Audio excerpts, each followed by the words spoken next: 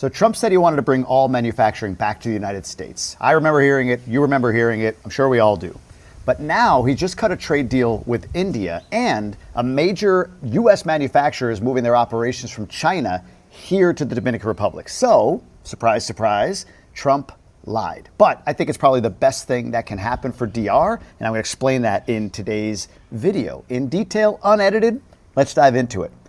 Let's go back a bit. 2018, that's when these tariff wars started with China. Trump started these tariff wars, trade wars with China back then with an idea of like leveling the playing field, and he wanted to bring jobs back to America. That was his whole objective back then. But that's not what happened. What did happen was manufacturing started to move a bit from China to places like Vietnam, to Mexico, then India, and now coming to the Dominican Republic. This is actually really big and exciting news for DR if you haven't heard it. And specifically, I'll tell you which city is getting the benefit of this as well, but we'll go a little bit further. I want to give more background. In April this year, 2025, right now, as I record this, the U.S. slapped Dominican Republic with a 10% tariff. They slapped everybody with a 10% tariff. Then they increased tariffs on certain countries and brought tariffs back down to 10%, with the exception of China, who, as we sit here, whatever, 150, 200% tariffs are being placed on China.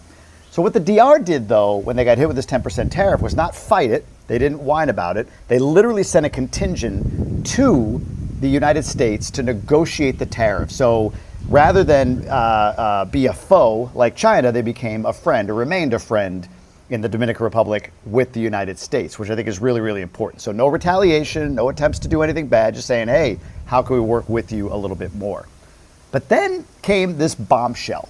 World Emblem. World Emblem is the largest patch manufacturer in the world. They supply patches to Levi's, Cintas, New Era, and so on. And they're moving their production from China to Santiago, Dominican Republic. That's not small. They produce 250 million units a year, and they're moving their operations here to the Dominican Republic. And this move means that jobs, exports, all of that bring credibility to the Dominican Republic, more credibility to the Dominican Republic. There's free trade zones in Santiago, and this is the benefit of having those free trade zones, as you can move production here from other places.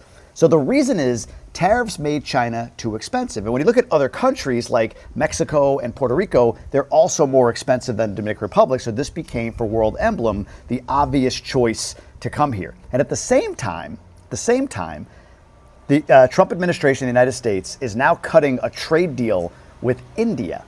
Isn't that interesting? So if his goal was to bring everything back to the United States, if that's what he was saying, like, we're going to bring the jobs, they're coming back. That's my best Trump impression.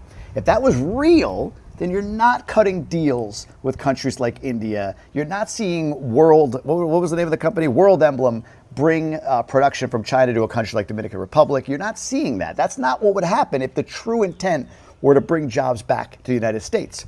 On a previous video, I shared this, that reshoring to the U.S. really means nearshoring. But this is really, really interesting because his objective is not to bring jobs back to the United States. Surprise, surprise again, Trump lied. His objective is very simple. Punish China.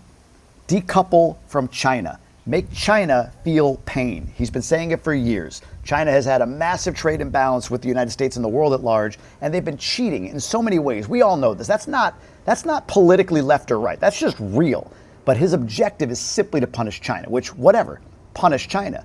But in doing so, increasing tariffs, pushing on them, he's making other countries like India, Vietnam, and now Dominican Republic a more viable ally, a more viable partner. And when you look at DR being nearshore, nearby, politically stable, all of the things that make it a great trade partner, it just makes sense that DR is going to see probably more of this migration of, actually I can tell you right now how they're going to see more migration of industry and product coming through the Dominican Republic. Right now, the Dominican Republic, the USDA, so this is beyond manufacturing, we're getting into agriculture now. I have some notes down here, so I'm kind of glancing at them to make sure I'm staying on point.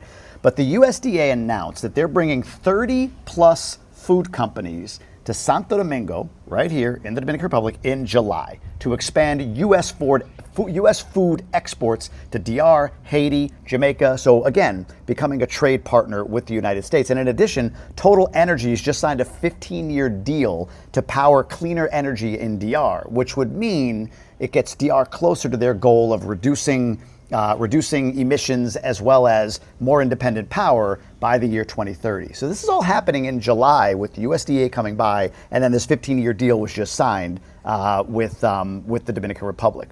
And then add on to that, I've talked about this before, the Open Skies Agreement that was signed last year that actually saw a little bit of rockiness going into the first part of this year because Boeing wasn't able to deliver certain planes to Aerojet, which was trying to create their U.S. routes sooner rather than later. But because of that, there were less flights available, a lot of demand still, and therefore there was an increase in price of flights earlier in this year in 2025. Well, now you're starting to see the Open Skies Agreement take hold. More planes are coming online, more routes. There have been routes announced from Nashville, from Hartford, from Detroit, from Pittsburgh, from Raleigh-Durham, from a few other places as well. Aerojet is now going to Miami, is going to New York. So you're starting to see the Open Skies Agreement take hold and create less, barrier for Americans to get to the Dominican Republic, to travel, do all of it.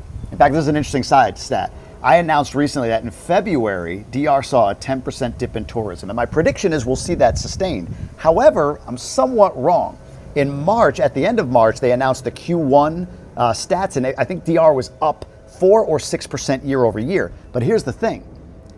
Flights were down. People arriving by plane were down, I think 4%, but cruise ports saw the big increase. So overall influx into the country was up, but flight arrivals were down this year versus last year. First quarter of last year, or this year versus first quarter of last year. So really, really interesting to see, what's happening right now in the world. But this is a massive, major announcement to see a company like World Emblem bring their operations to Santiago. All of this is, in front of the likelihood of semiconductor production coming here, which has been named the national priority by the Abinader administration. You're starting to see the USDA, the agriculture sector, starting to partner up with the United States more to do more business between the countries. Again, less expensive than Mexico, less expensive than Puerto Rico, a stable political environment, plenty of labor here to do work at right, wrong, or otherwise, a low cost, or in a low cost way, meaning labor's cheap here, good, bad, or otherwise, labor's cheap. But that brings jobs here, that brings opportunity here, and you'll start to see how this trade war, which is really just, I don't like China, that's what Trump is saying, benefits other partners, not even in the region, again, Vietnam, India, but in the region because of the CAFTA-DR agreement and all the free trade zones that are here. DR stands to benefit and already is benefiting. There's a lot of announcements in this video, right? Like there's a lot of stuff that's happening that's really, really, really interesting. So I wanted to share all of this with all of you. I'm looking to see if there's any other notes I had in here that are of interest before I wrap up the video here. But no, this is the deal. It's you have World Emblem moving here. You've got the USDA coming with 30 food companies in July to Santo Domingo. So Santo Domingo, Santiago, both getting some news. And you're even seeing the International Olympic Committee is having a meeting here. There's another summit, Summit of the Americas is coming to Punta Cana at the end of this year. So DR is hosting that. This is major stuff. There was just a PGA event here. I mean, this idea that that long-term DR is like just waiting to fall. It just doesn't make sense. Those that say that, those are looking for the penny to drop, it's not going to happen. I do believe tourism is going to be bumpy for the next few months because this is Trump. He's up, he's down, he's left, he's right. No one knows what he's going to do. So tourism, I believe, is going to be bumpy. Good announcement at the end of Q1 that total arrivals were up. However, flight arrivals were down. It doesn't, to be honest with you, being here and living here, it feels busier than it's ever been, which might speak to more of the luxury sector still coming and maybe lower cost travelers not. Because I live in an area where it's more high-end, golf courses, all of that stuff. So maybe that's why I feel it. I don't know.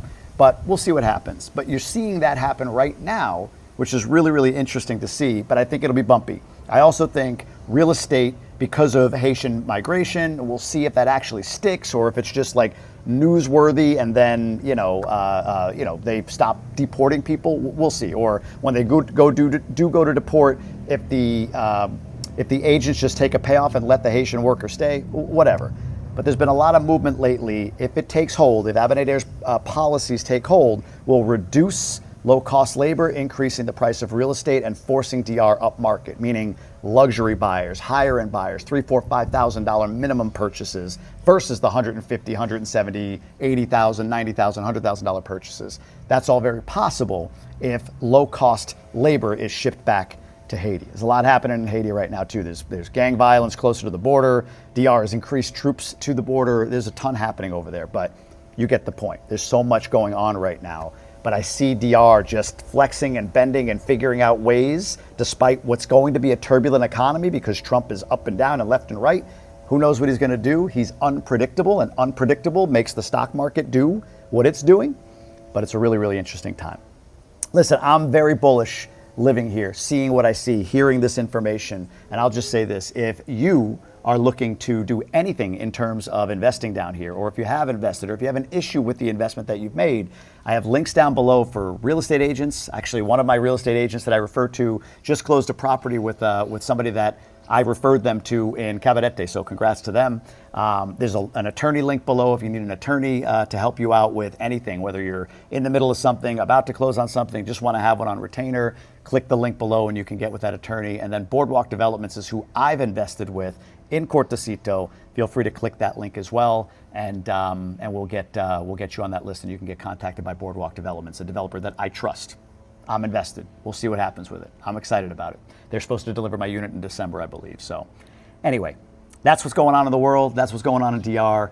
If you have any questions, drop them down below in the comments. I'll be happy to answer. And if you're looking for a little bit more information on just kind of what's going on over here, I'll drop this link right here. YouTube will tell you that this is the video you need to see next. So take a look at it, and I'll see you on the next one.